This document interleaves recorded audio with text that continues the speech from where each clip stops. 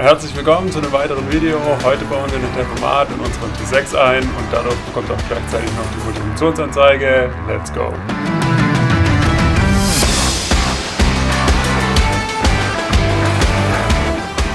Ich habe mir von K-Electronic dieses Set geholt für den T6. Das gibt es da für fast alle VW, würde ich sagen. Da kriegst du einen originalen VW Lenkstockschalter und noch die Kabel, die einzubauen sind. Das hier ist speziell für die Multifunktions Option noch, die man hier am Lenkstockschalter noch machen kann. Und dann bekommt man hier noch diesen OBD Programmierdongle, mit dem man dann das freischalten kann. Ich habe zwar schon einen, aber ich habe leider nicht rausgefunden, welche Bits man programmieren muss. Und deswegen habe ich jetzt den einfach mal mitbestellt. Ich werde jetzt davor einmal auslesen und danach und dann werde ich mal vergleichen und vielleicht kann ich euch am Ende dann sagen, welche Bits programmiert werden müssen. Was dann noch wichtig ist oder sehr gut, um den Airbag auszubauen, braucht man Vielzahn-Bit und dann noch zum Ein- und Auspinnen der Leitung solche kleinen Schlüssel. So, zunächst bauen wir jetzt hier mal die Batterie raus, weil der Airbag kommt raus und da ist natürlich wichtig, dass die Batterie ab ist. So, nachdem ich die Batterie abgeklemmt habe, wird jetzt der Airbag hier ausgebaut. Dazu geht man hier mit dem Schraubenzieher in diese Führung und kann so eine Nase nach unten hinweg drücken. Das gibt es einmal hier auf der Seite und einmal auch auf der anderen Seite. Ihr dürft das Ganze aber eigentlich gar nicht machen und deswegen müsst ihr dafür eigentlich in die Werkstatt gehen. Und nachdem der Airbag ausgebaut ist, ist hier die Zentralschraube, die könnt ihr lösen und das ist ein Vielzahn und zwar eine M12. Das ist nicht so das Standardmaß, wo man zu Hause hat.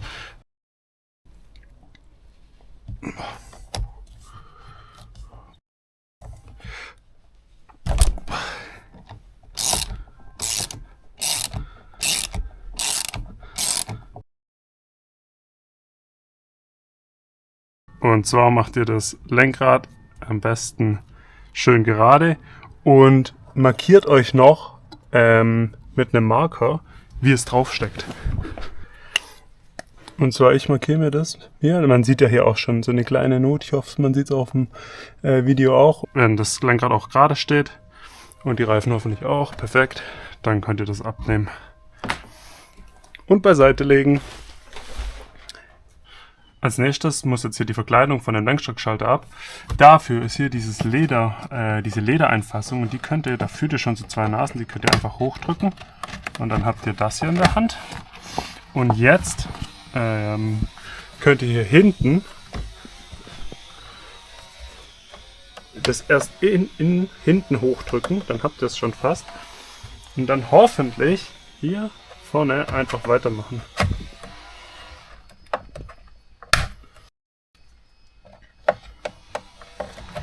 Sonst gehen wir noch auf die andere Seite und dann hängt es natürlich trotzdem hier vorne rechts, aber auch das kriegen wir ab. Es ist eine Nase, die nach vorne geht, habe ich gerade gesehen.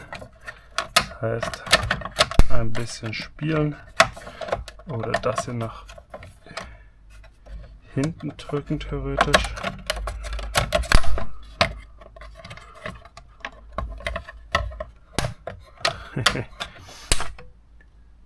So, dafür hat es hier eine Schraube, das ist ein T20.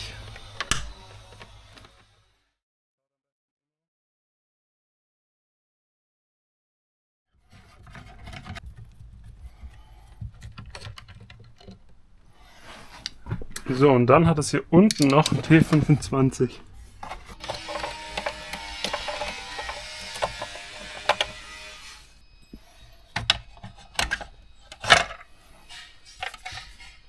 So, ich habe es geschafft, diese Wickelspule hier auszubauen. Und zwar wichtig hier beim T6. Ich hole mal noch das Licht dazu. Ihr habt hier diese Klammer und dann ist hier hinten noch eine kleine Nase, die drückt ihr nach unten und tut gleichzeitig hier an der Seite da hochdrücken. Und dann springt die hier so raus und ist jetzt beweglich. Und dann habt ihr noch hier an der Unterseite auch nochmal so zwei Nasen. Die müssen auch beide raus. So, und damit ihr nochmal seht, wie die aussieht, die Wickelspule. Diese Nase hier, die bleibt dran und das ist der Stecker gleichzeitig und die dann einfach rausnehmen. Ihr müsst die nur fixieren, damit sich die nicht löst voneinander und das Kabel, das da drin ist, das Flachbandkabel, sich abwickelt. Also ich habe es rausgefunden, um den Stecker hier rauszumachen, müsst ihr einfach dieses Ding hier hochziehen. Ihr könnt natürlich auch noch gleichzeitig von unten ein bisschen drücken, weil da auch so eine Nase ist. Und dann könnt ihr den Schalter rausmachen. So, und jetzt geht ihr von alleine schon raus. Und wenn ihr keinen Platz habt, dann macht ihr einfach hier die Klammer auf. Und dann könnt ihr den hier schon ein bisschen nämlich nach vorne bewegen und auch schon abziehen. Bei dem Kit ist natürlich auch ein Kabel mit dabei, das dann eingezogen werden muss, um die zusätzliche Funktionalität zu dem Steuergerät zu bringen. Und ihr habt hier auf der einen Seite schön in der gleichen Länge die Anschlusskabel, die hier in den Stecker rein müssen. Und dann habt ihr auf der anderen Seite in verschiedenen Längen eben die Kabelanschlüsse, die zu den verschiedenen Steuergeräten müssen. Das heißt, wir machen jetzt erstmal die gleichen langen Kabel hier in den Stecker rein, die werden einfach eingepinnt und die Pinliste kriegt ihr in der Anleitung mit. So, jetzt muss hier diese Plastikverkleidung noch ab, die kann einfach abgehebelt werden, glaube ich.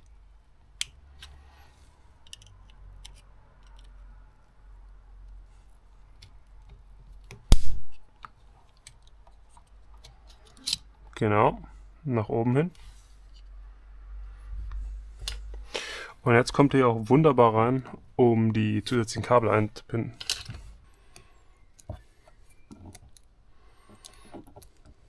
Also, wir müssen an die Pins 26, 27 und folgende. So, und jetzt kommt hier noch dieses kleine Zusatzkabel, das ist für die Multifunktionsanzeige. Um die Multifunktionsanzeige nachzurüsten, muss jetzt hier dieses Kabel, das ich gerade hier eingebindet habe, noch hinten an den Anschluss von dem Tacho. Dafür muss hier die Lüftungsdüse raus und die Blende vom Radio. Die Lüftungsdüse, die ist eigentlich einfach, wenn man es weiß. Man geht hier oben rein und kippt das Ganze nach vorne unten und hat es dann aus.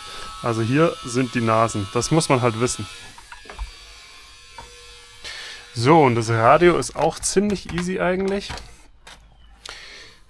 Hatte ich ja in einem anderen Video schon ausgebaut.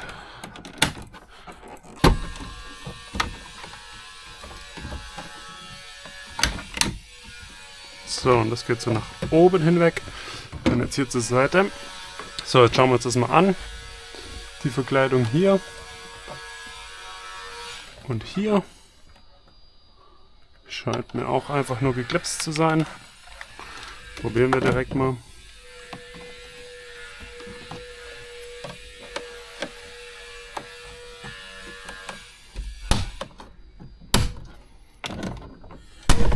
Yep. Und hier auch. Sehr schön. Geht direkt ganz weg. Und jetzt habt ihr hier die Tacho-Einheit. Die Tacho-Einheit ist natürlich geklipst. Wie alles bei dem Auto hier. Ah ne, hier unten hat es 2 Torx, sehr gut.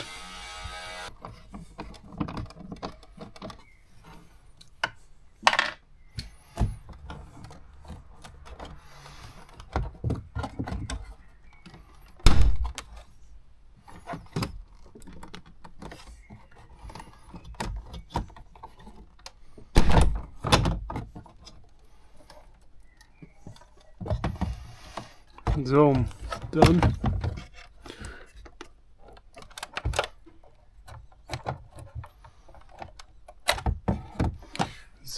jetzt habt ihr schon den Tacho. So, und dieses Kabel hier werden jetzt noch die 3 Kabel eingepinnt. Das hier ist meine Frequenzweiche von meinem Hochtöner, die ich übrigens nachgezogen habe.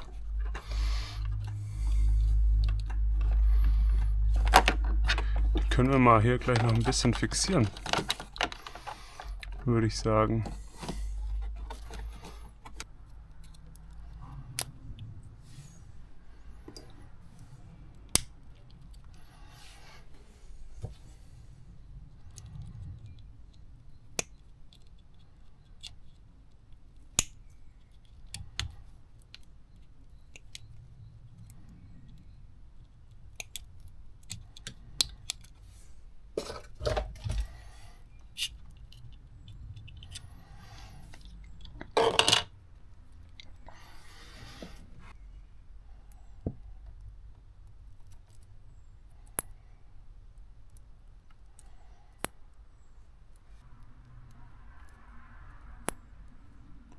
So, wunderbar. Dann schieben wir den hier jetzt einfach wieder drüber.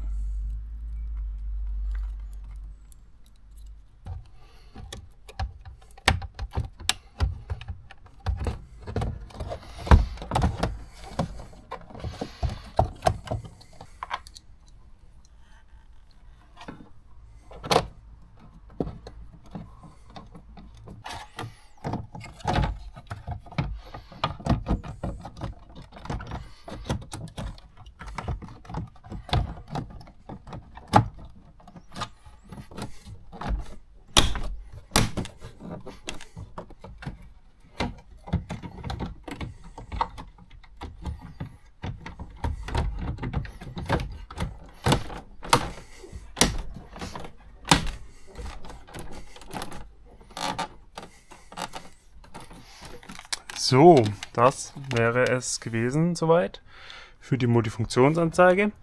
Jetzt kommt die Verkabelung ans Steuergerät. So, bevor ich die Kabel hier einbinde, habe ich beschlossen, dass ich erst noch hier die Fußverkleidung abmache. Ich habe in der Anleitung gesehen, dass die später sowieso rauskommt und das ist jetzt, glaube ich, geschickter, solange hier noch keine Kabel drin sind. Deshalb einmal den Lichtschalter hier rausbauen. Den kann man hier einfach rausziehen. Genau. Und dann liegt hier eine Schraube dahinter, die einfach lösen, hier die Seite wegmachen und dann habt ihr schon hier unten frei.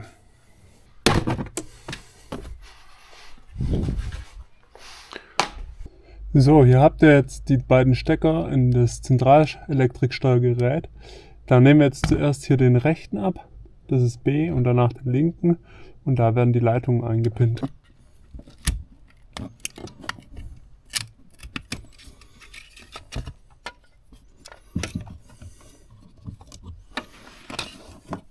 Die Steckgürtel habe ich wegbekommen, indem ich diese zwei Nasen an der Seite zusammengedrückt habe, auseinander.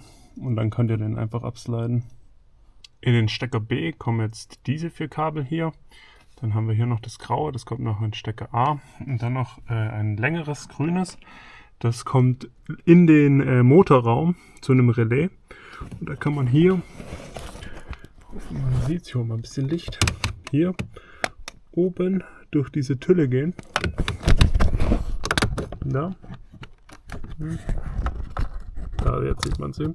Da geht auch das Kabel von der Motorhaube in Regelung durch. Und dann solltet ihr relativ nah an dem Motorsteuergerät schon rauskommen. Inzwischen habe ich jetzt die Kabel an das Steuergerät gemacht. Hier erstmal mit einem Stromdieb. Das probiere ich mal nach, ob das funktioniert, sonst muss ich das mal nochmal richtig machen. Jetzt geht es noch daran, die letzte Leitung, und zwar die grüne hier, nach vorne zu verlegen in den Motorraum. Die Batterie ist ja jetzt hier schon draußen. Jetzt müssen wir noch hier das Halteblech rausmachen, weil unten drunter ist der Sicherungskasten, wo das Kabel dann reinkommt. So, das ist jetzt hier besagte Sicherungsbox. Und wenn ihr jetzt an diesen Pin kommen wollt, dafür müsst ihr zuerst diesen Relaishalter hier ausbauen, beziehungsweise einfach nach oben ziehen und dann zur Seite. Ich habe dann noch hier das Kabel abgemacht, das ist hier ungefähr dran. Und dann ist der Stecker, ich hoffe man sieht es irgendwie ein bisschen. Das ist der Stecker hier. Der ist ganz unten, unter dem blauen da hinten. Ich hoffe man sieht es.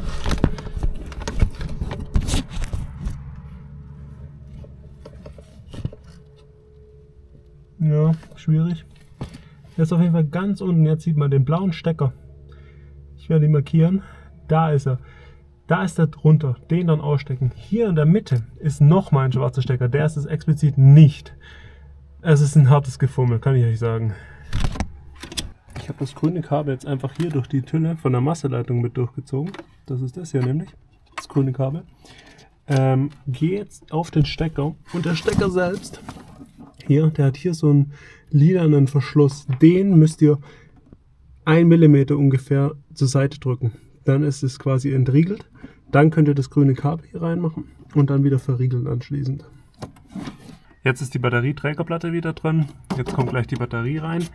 Jetzt machen wir noch kurz im Innenraum weiter. Und zwar ist jetzt hier unten auch alles dran. Da war ja noch die Tülle mit der Kabeldurchführung, das habe ich noch schön gemacht. Jetzt hier den Teppich wieder drauf gelegt. Jetzt geht es daran, noch den neuen Lenkstockschalter hier einzubauen und dann wieder alle Verkleidungen drauf zu machen.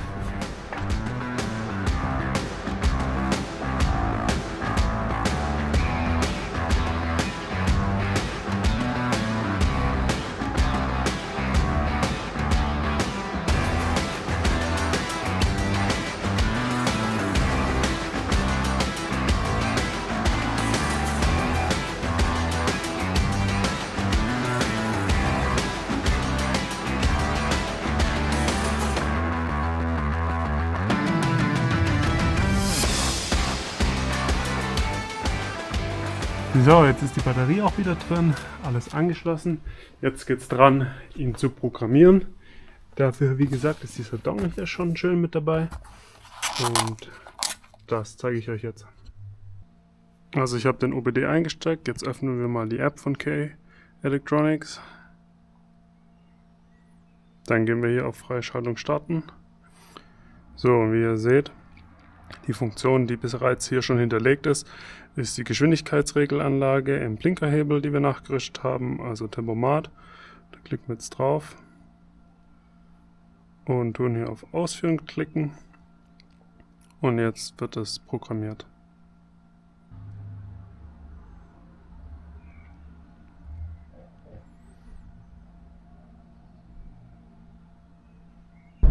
Jetzt ist etwas Zeit vergangen, seitdem ich den Tempomat eingebaut habe, und jetzt wollte ich ihn einfach mal testen und euch auch zeigen natürlich, dass das Ganze funktioniert. Wir haben jetzt hier an der Seite den neuen Lenkstockhebel, mit dem kann ich dann den Tempomat natürlich ganz normal einstellen, weil es ein Original VW Lenkstockhebel ist. Und wenn wir jetzt einfach mal hier auf Set drücken, dann sieht man auch schon, dass das kleine Lämpchen da angegangen ist vom Tempomat. Und der Tempomat ist jetzt auf 55 gestellt. Kann auch natürlich verzögern mit dem Tempomat. Oder wenn ich hier Plus drücke, kann ich auch Gas geben mit dem Tempomat. Und auflösen auch ganz normal. Das heißt, es hat wunderbar funktioniert, genauso wie ich mir das vorgestellt habe. Und ich hoffe, euch hat es auch was gebracht. Und ich würde mich freuen, wenn wir uns das nächste Mal wiedersehen.